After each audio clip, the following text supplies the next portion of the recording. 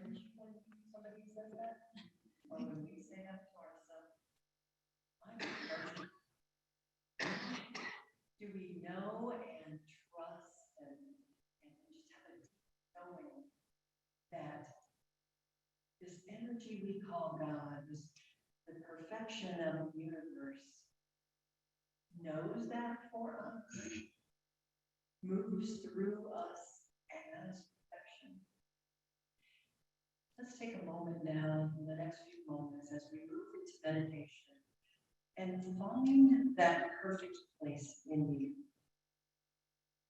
So if it's comfortable for you, close your eyes. And take a nice deep breath. Becoming fully present right here and right now. In this holy instant. In this holy space that is you, as you. As God's light and love pours through you.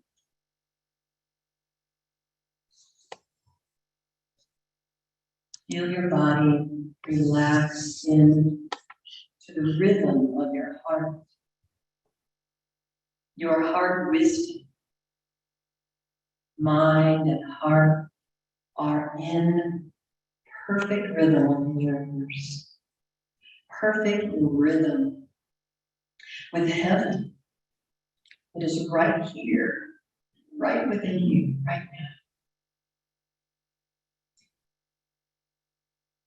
And we feel that wellspring of beautiful energy moving up from the earth like a well of water, comes up and rests and waits for us to drink from it, for us to see our reflection in it, to feel the cool water rising up naturally from the earth. Or we look up and we feel the rain coming down on our face, or stand under a waterfall. That same energy is within us. Feel it.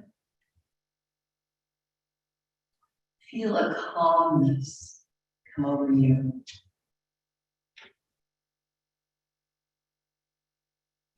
As you rest in your heart space, feel that peace radiating out. That light of life. Your very soul lights you up.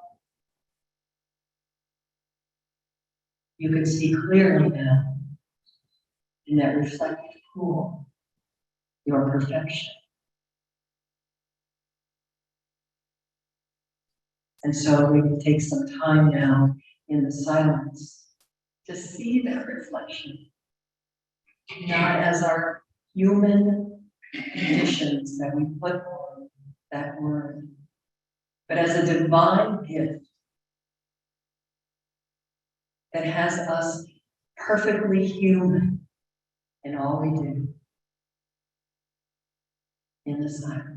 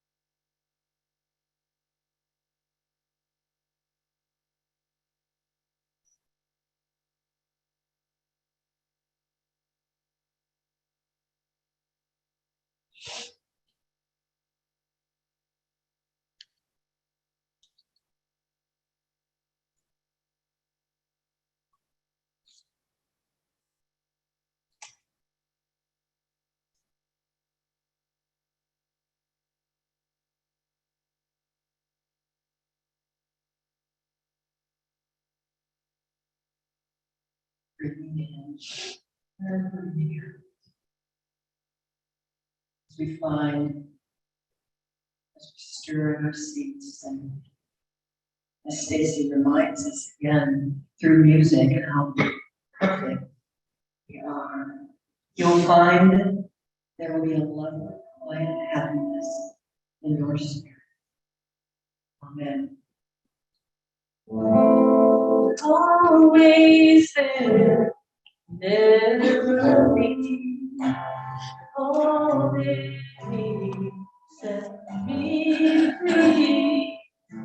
Your guiding light, empathy, confidence, with present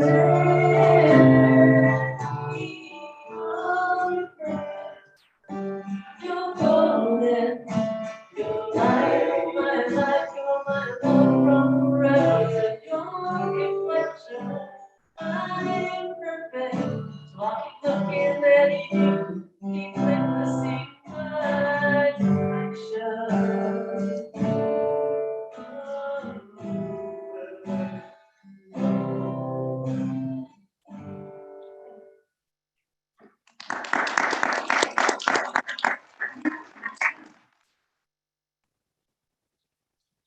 Yeah, we've got a real fun song.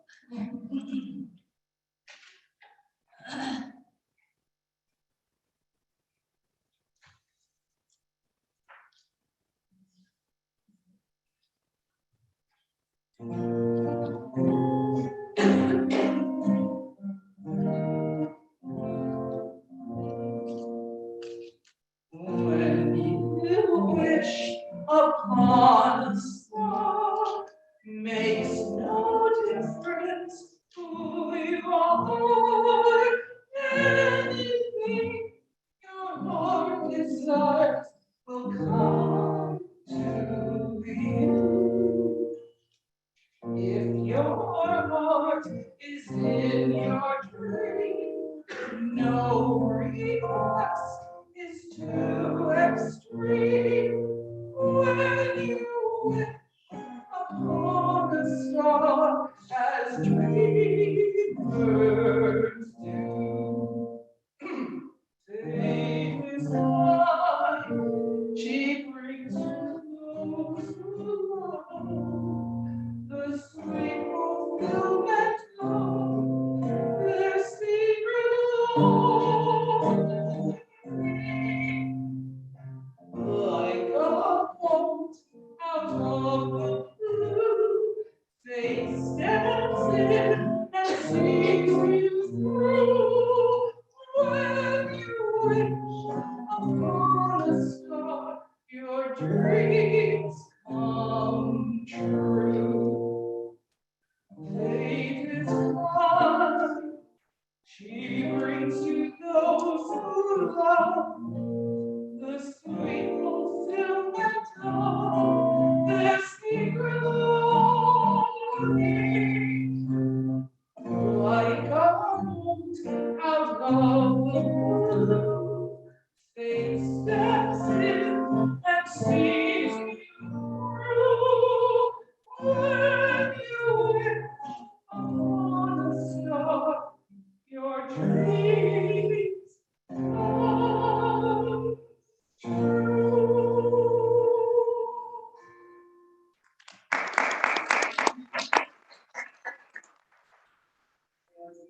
Disney in our life. Yeah, we do. You know, I was thinking about this morning about the luck of the Irish. I was saying, oh, it's not luck, no, it's you know, we're focused, we have intention. Well, that's what luck is. You know, we focus on something, we focus, say we're lucky in whatever lucky means to us, whatever wishing on a star means to us. Your dreams do come true. We just all have different labels for that, those dreams coming true. So, and I understand that the 67th annual St. Patrick's Day Parade is today at 2 o'clock in Bay City. Who's going? I think a lot of people probably are. So I've never experienced one of the parades here because I moved to town. I don't like this lake really. Yeah. As a pandemic came. Okay, forget I said that. So, but it's no wonder it's a bright and sunny day. This day's been 2 years in the making for those who love the St. Patrick's Day celebration. So today I'm going to share with you a bit about St. Patrick and his trusty shamrock. And then I'll share about the importance of both the light and the dark. The title today is Delight in the Light. So we'll talk about the light and the darkness, and then a quote from a very special Irishman, John O'Donoghue.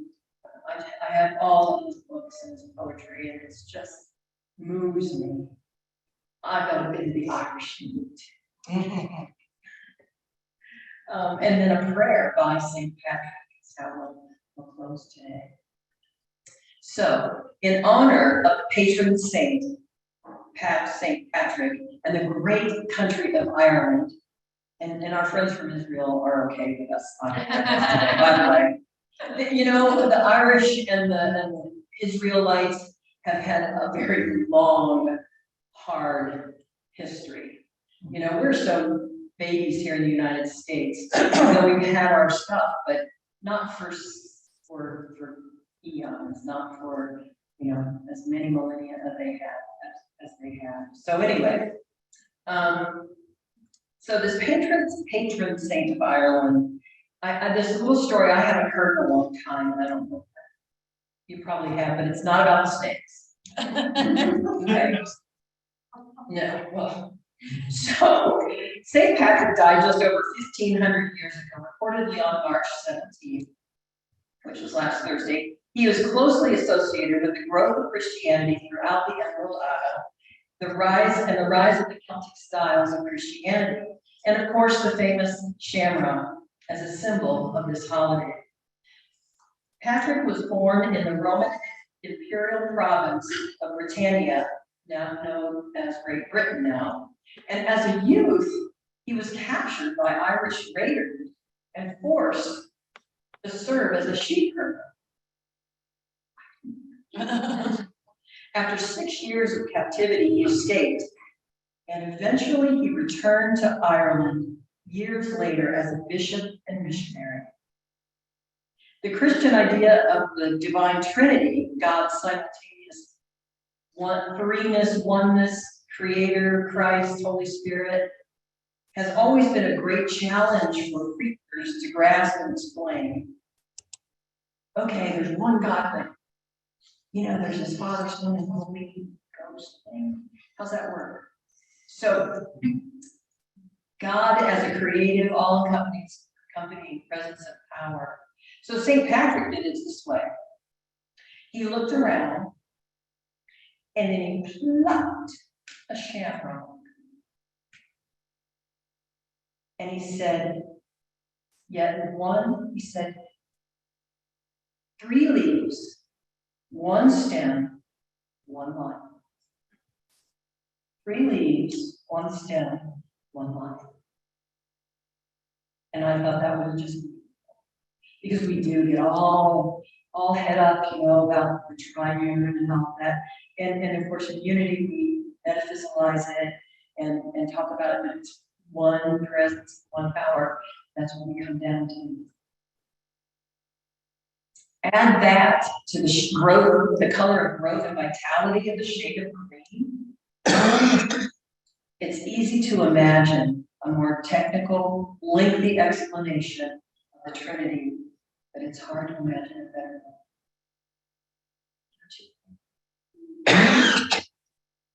Good luck. So as we talk about the importance of both the darkness and the light, you see how the story relates to the separation, to the myth of separation, to the myth that we are in somehow different in God's eyes. What we may even refer to as the darkness and the light of life, like they're separate. A country whose people enslaved him in his youth became a patron saint and served and loved the people of Ireland. After the wars with our neighbors, with our other countries, in our own self, time passes. And if we so choose, we can begin to see people, places from a different perspective. That's called spiritual growth. That's called discernment. We begin to see that the darkness and the light are always present in our outer world. So we may name darkness bad, or we may name it restful, or we may name it scary or comforting. I don't know about you, when I sleep, my bedroom is dark. I cover up a little tiny red lights on my alarm clock. It's darkness. It folds me. So our thoughts that seem scary, alone at night, a war raging within us, is called fear, worry, and guilt, sorrow. All of those things are called dark. Maybe dark thoughts. When we're going through difficult times, the dark night of the soul is pure light. Our human self turns darkness into a battle. The metaphysical meaning of darkness, as Fillmore says in The Revealing Word, the ignorance of the sense human, the absence of truth, life, in consciousness. Darkness represents undeveloped capacity. It's caused by lack of love. He that saith he is in the light and hateth his brother is still in the darkness. So here's a perspective from the iconic John Donahue that sheds some light on the subject of darkness. And I quote, "The world rests in the night. Trees, mountains, fields, and faces are released from the prison of shape and burden and of exposure. Each thing creeps back into its own nature within the dark shelter of night. Darkness is the ancient womb. Nighttime is womb time. Our souls come out to play. The darkness that solves everything, the struggle for identity and impression falls away. We rest in the night. The dawn is a refreshing time of possibility and promise. All the elements of nature, stones, fields, rivers, and animals are suddenly, they're new and fresh in the dawn's light. Just as darkness brings rest and release, so the dawn brings awakening and renewal. In our mediocrity and distraction, we forget that we are privileged to live in a wondrous universe. Each day, the dawn unveils the mystery of this universe. Every miracle, everyday miracles. And that was from his book, Ankara. The question now that is apparent is how we embrace what seems so pervasively dark in our world. We wrestle with these things. How do we open our eyes to the light and possibilities of this new day? Okay, great, it's a new day. Now what? Right? Now what? Now what? We can stay hidden and miserable in thinking that darkness is bad, all there is, and light only serves to make us more aware of what hurts. That's a lonely place. How does this relate to the current war in the Ukraine and the hard-won freedoms of Ireland and other countries, of our own country? Do we only pray for the obvious victims of war and darkness in their world right now? No, of course. We can and do see them in a light of love. But even in the midst of the seeming darkness, are we able to reach a light within us? Allow your soul to sparkle and shine within you. and to guide you in what actions are yours to take. Do we rise to the light within us, the light that Jesus and so many master teachers taught, and to understand? And we're never, as humans, going to understand the entire workings of this universe, this God. But we can understand that it works with us, for us, is always got our back. As long as we, what's the golden key? Allow it. Surrender to it. Wow, that's a tough one, isn't it? Surrender. I don't know. I don't know what to do. Make my way clear. Spiritual teachers and mystics were able to create so much change in the world, to help with the evolution of consciousness so much, because they took time to go into the silence, to listen to their soul, to that still small voice, the way that this God energy works and talks to us and guides us. They took time. They entered the quiet, soft darkness of meditation and prayer. You know, we talk like Jesus only did 40 days in the wilderness. His whole ministry was built by taking time in silence. The strides he made and the things that he did in his short lifetime on earth rocked the world. And he needed recharge. He didn't pull that out of here. He pulled that out of here. Connected with heaven. He wasn't him. St. Patrick was captured from his home in England and enslaved. And with time, instead of revenge or hatred, he chose love.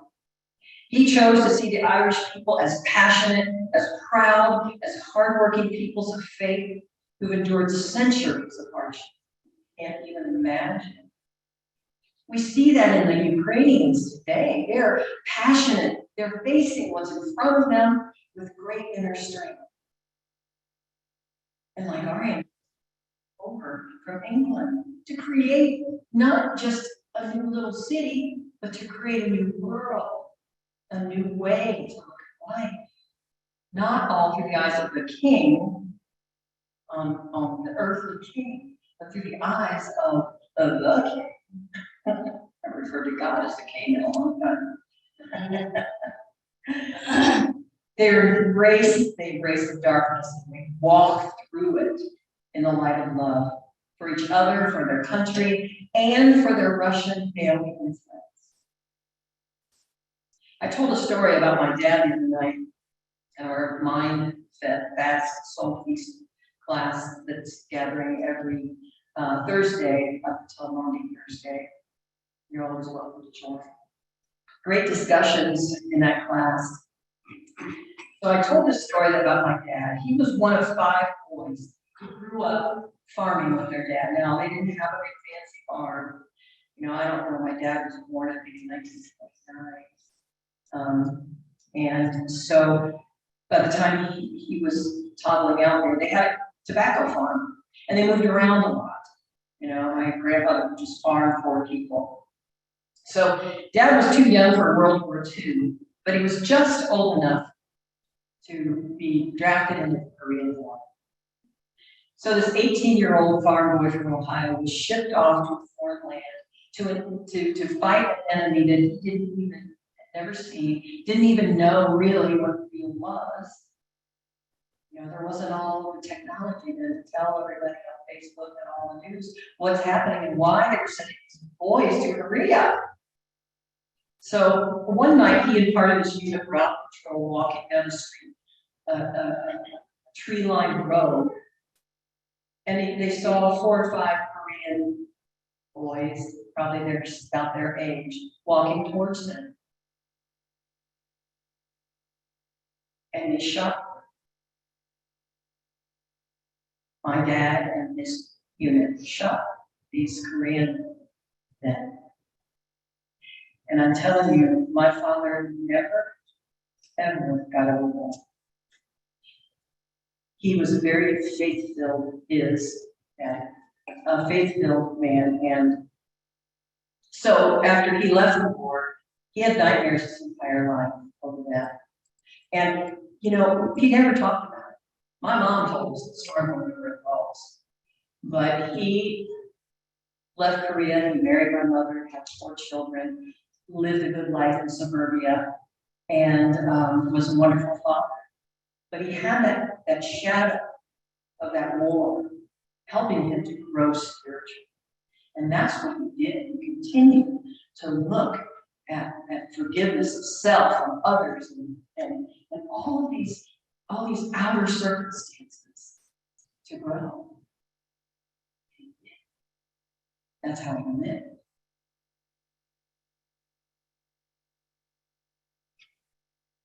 The metaphysical meaning of life is the understanding principle in mind. In divine order, it always comes first into consciousness. Light is a symbol of wisdom. Jesus said, I am the light of the world. He meant that he was the expresser of truth in all its aspects. Our inner light, the illumination of spirit, resident in the center of every human's being. Every human's being. Life, my friends, is about transformation and evolution of consciousness, of rising up within the darkness and the light. One cannot exist without the other. And a very important piece of walking and standing, sitting, being, having our being in the light, and embracing the darkness is to not judge each other. We cannot judge what other people are seeing or going through or their past experiences. Judge nothing. Because what we're really judging is our own self as a comparison. To find the perfection. It's an inner perfection. It's that perfect energy of God. So let's support each other. That's what Unity-Based City and all the unities and positive teachings. That's what we're here for. To support one another in finding the ever-present light and darkness and how to live in that. Now, just take a breath.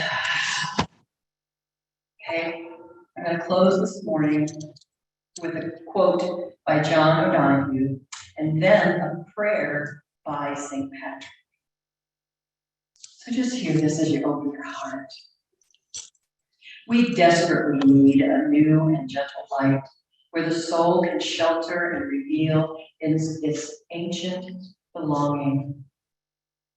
We need a light that has retained its kinship with the darkness. We are sons and daughters of darkness and of the light. We are always on a journey from darkness into light.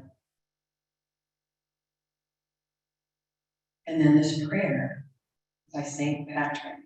It's called St. Patrick's Breastplate, but its deeper name is the Deer's Cry. I arise today through the strength of heaven, light of sun, radiance of moon, splendor of fire, speed of lightning, swiftness of wind, depth of sea, stability of earth, firmness of rock. And so it is. And I invite you, my friends, today to take the light of this moment and this day.